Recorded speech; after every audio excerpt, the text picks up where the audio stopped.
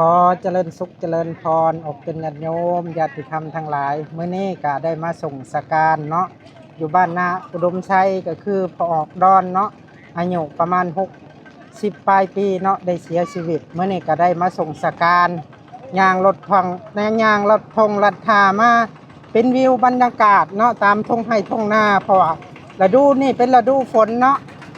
รถใหญ่ก็ไปบ่ได้ก็เอารถอีแต๊กๆนี่แหละไปนี่มื้อนี้ครูบาก็ได้มาส่งสการเด้ออยู่บ้านนาอุดมไซเมืองสองคอนแขวงสวรรณเขตอันนี้คณะออกเป็นญาติโยมเด้อพอได้เลื่อนมาเห็นก็ขอจงมีแต่ความสุขความเจริญเด้อเอาสาธุตอนนี้ก็สามเณรเนาะสามเณรบวชใหม่พร้อมด้วยพ่อขาวแม่ชีก็